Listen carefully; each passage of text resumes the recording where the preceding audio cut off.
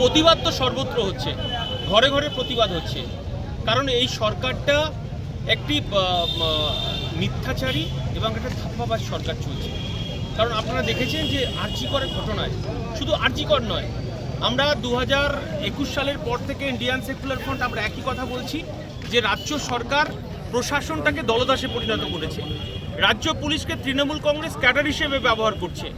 এবং আপনারা দেখেছেন 2021 সালের বিধানসভা নির্বাচনের পর আমাদের কর্মীদের ওপর কীভাবে আক্রমণ নামিয়ে এনেছে। এবং আজকে আমরা আমডাঙ্গার বুকে যে রাস্তায় নেমেছি এই কারণেই আপনারা জানেন যে আজকে আরজিকরের ঘটনা যেভাবে মুখ্যমন্ত্রী এবং তার সাঙ্গপাঙ্গরা ধামাচাপা দেওয়ার চেষ্টা করছে, আমরা ধিক্কার জানাচ্ছি। এবং আমি মনে করি স্বাস্থ্যমন্ত্রী হিসেবে এবং পুলিশ মন্ত্রী হিসেবে মমতা বন্দ্যোপাধ্যায় ব্যর্থ এবং তাকে অবিলম্বে পদত্যাগ করতে হবে। শুধু তাই নয়, একটা গরিব খেটে খাওয়া শ্রমজীবী ঘরে সে ডাক্তারি পড়তে গিয়েছিল, তাকে একটা আমরা মনে করি হসপিটালের জায়গা নিরাপদ স্থান, সেখানে রাজ্য সরকার কোনো নিরাপত্তা দিতে পারলো না, সেখানে সিআইএসএফ অর্থাৎ কেন্দ্রীয় সরকারের বাহিনী দিয়ে নিরাপত্তা দিতে হচ্ছে। এটা আমরা কোন রাজ্যে বাস করছি? আমরা তীব্র ধিক্কার জানাচ্ছি আজকে আমডাঙ্গার মানুষ।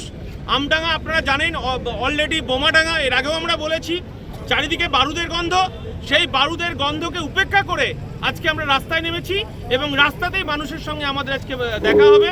এবং এই জাগরণ আগামীকাল আমাদের শিয়ালদা থেকে, আপনারা জানেন আমাদের রাজ্যের বিধায়ক, একমাত্র বিধায়ক, ভাঙড়ের বিধায়ক, আমাদের আইএসএফের চেয়ারম্যান, এবং আমরা থাকবো তার নেতৃত্বে বিকেল 4টে থেকে আমরা আরজিকরের অভিমুখে যাব।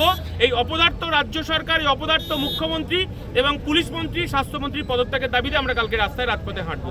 চলুন রাস্তায় দেখা হবে আপনাদের সাথে।